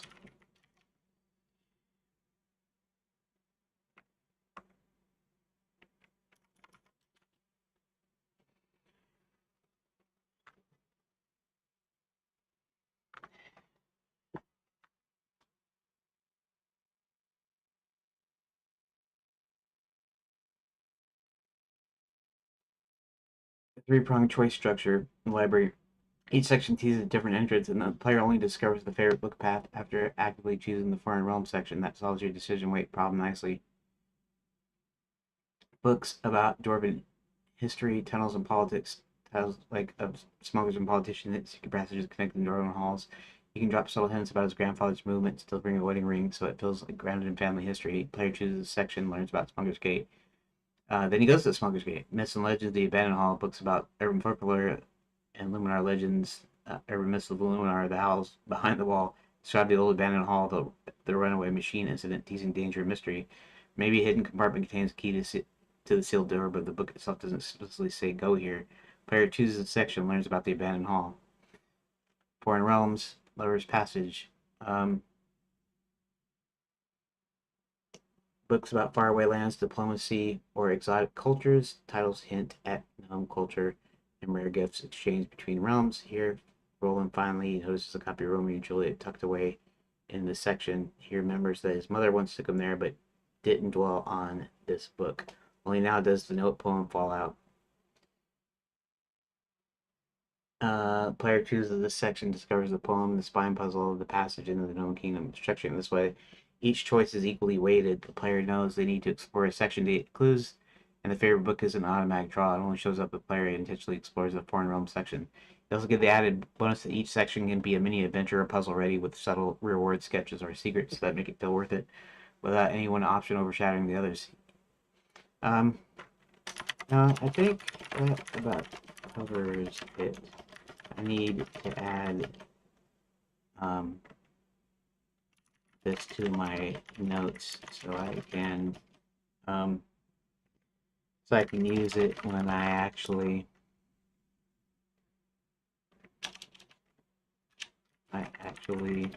build out the pages.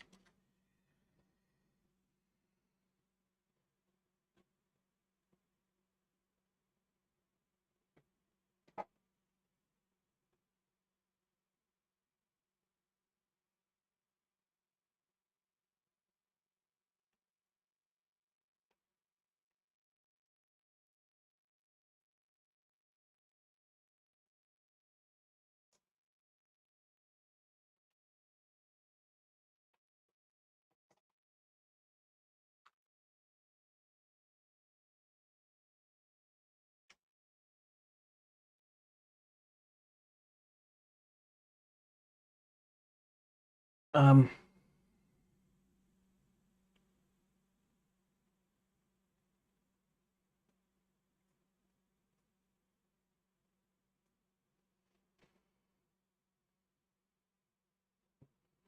the Smuggler's Gate puzzle will be the configuration that opens the secret door. So I'm still thinking of wall sconces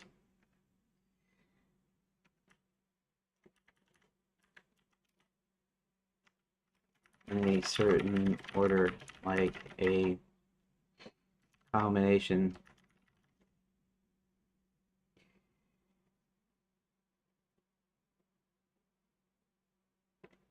And one of the books will detail this famous smuggler, and then probably mention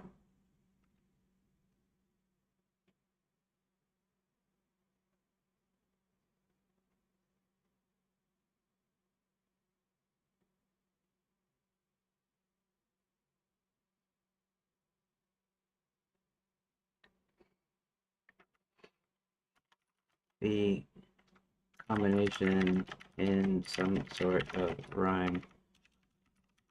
That will probably take a bit of thinking too, like the book poem.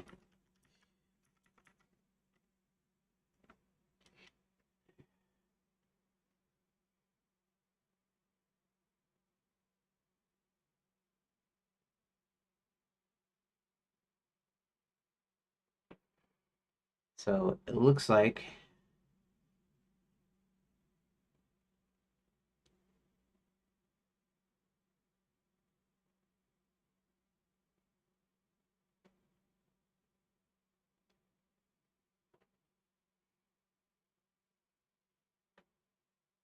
we'll go, there you go, left to right, then highest to low.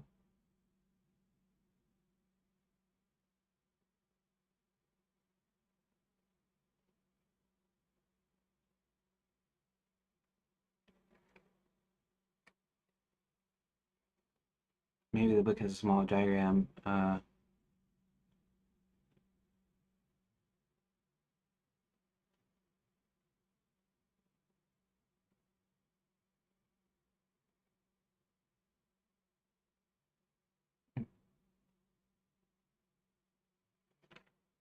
Now I'll figure that one out myself. Could you summarize what we discussed today? The three entrances, how you get into them, so I can put it in my notes. Would you please not use any specific indentation or bullet points, but simply new lines separating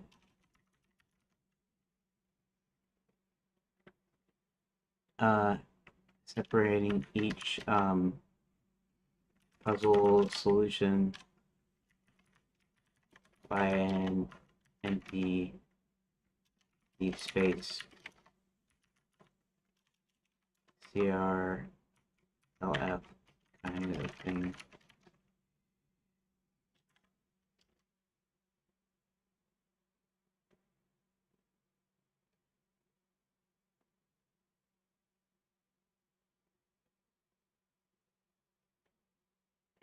Let's see if it works. Okay, go on. It contains a book about different history, secret tunnels, and politics. Here finds about the smuggler's gate, including hints about his grandfather's motives and a famous smuggler who delivered items between doors and gnomes. Puzzle for the Bath Models configuration of Lost Contest. One of the books includes a rhyme or clue that indicate the correct order to manipulate them to open the secret door. Myths and Legends section contains books on local Lumar legends. Titles hint at the abandoned hall with the incident, the runaway machine, hidden compartment in one of these books could contain a key to the metal door, sealing the chamber. Roland notices subtle signs like noises or crumbling walls, uses strength or a nearby tool, he clears the debris, reveal the metal door, and then can unlock the chamber containing the machine. For realm section contains a book about distant lands, gnome culture, rare gifts. Here Roland finds a copy of Romeo and Juliet, which when opened drops a scrap of paper and a note from his mother. The note explains his maternal grandmother was a gnome and includes a cryptic poem. A book points away the answers you seek, falling like an arrow may. The spine is the key. Observing that the book's spine is a peculiar shape and matches an indentation in the bookshelf, Roland reinserts it in the correct way, open the passage known as Lover's Passage in the Gnome Kingdom. That is perfect. It's perfect. Okay, let's copy that. Okay, good, it copied it. Let's go ahead and let's drop it in the notes. Drop it like it's hot. Um, um, 3 entrances of E. Okay.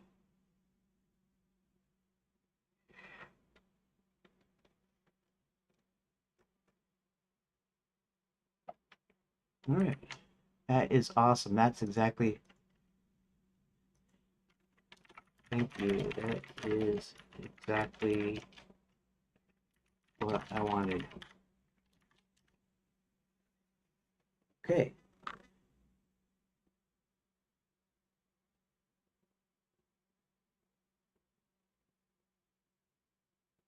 I'm gonna assume I'm hearing something in the living room and go ahead and exit here. Okay, so at least starting tomorrow, I can work toward making the actual chapter 11 pages.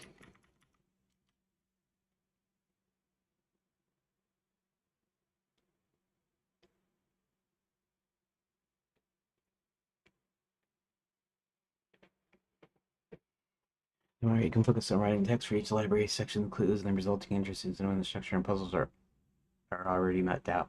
Okay, perfect. Thanks. TTYT. TTFN, ta-ta for now. Okay. Alright, so let me go, let me pull this up and let me say, okay, let me do my little recording here. Today is Sunday, March 8th, 2026, and I did another little bonus stream today. And today we finally sussed out all the, well, I don't know if sussed out is the right word. I don't even know what that means. I figured out exactly how Roland is going to get into the 3 entrances. Now, the Lover's Passage I did yesterday, but in order to make sure that it's not weighted toward that, like he comes in and says, my mom used to like Romeo and Juliet, and it's over here. Instead, it's going to go in, and there's going to be 3 sections. And he's going to say, my mom used to take me here. I don't remember that much, but maybe I can find some info that will show me how to get into the Gnome Kingdom, because I forgot where the secret entrance was or whatever. So when he goes in library, it's basically a hub for the 3 choices. So you pick the choices. So if you pick the historical section, it talks about Dwarven history, so it's talking about the Smuggler's Gate, secret tunnels and stuff, and about one particular smuggler, a famous one, who went in there and he had actually, it's the history of Roland's maternal grandparents, how they uh, how they found each other, where his grandfather actually had found his way into the Smuggler's Gate to the Gnome Kingdom, seen this gnome maiden that, and she was especially nice and stuff, and so they fell in love and they got married, but they couldn't live in their respective realms because the gnomes and dwarves hate each other. So he built them a secret passage and stuff. But that's about the Lover's Passage part. So basically the Smuggler's Gate part is he has to look up another book about this famous smuggler. The smuggler talks about this one passage he went into, and he gives a little little rhyme that hints at how to open the Smuggler's Gate, which is guess it's going to be some wall sconces, and whether they're pushed up or pushed down or moved in some way to allow that entrance to open.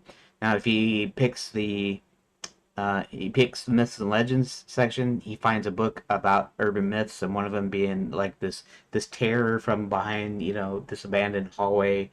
And um, when he looks inside it, um, he after examining the book, he looks and notices that there is a key in the back of the book, and that might be one time that I can actually use the story and have him pick up inventory, even though technically he doesn't have inventory, right? Because it's just going to be one and done. In other words, he's going to have it on him, and you pick choices. Eventually, he's going to open it up, and there's going to be a key in the back, and that's to a door. But there's no door in there just yet. But it sees dust start falling from the ceiling whenever the noises come from the wall, and then he kicks it, and then more of the wall comes off, and then he uses a tool like a crowbar or a pickaxe, and he swings it, and he knocks that open, and then there's this door, and then he's got the key, and he's able to open the key and get into the Gnome Kingdom through that. Um, and then the mystery of the thing that's behind the wall. I'll explain that later. And then finally the Lover's Passage, which is basically his grandfather built for his grandmother and him to live while they were married. In between the Dwarven Mines of the Gnome Kingdom.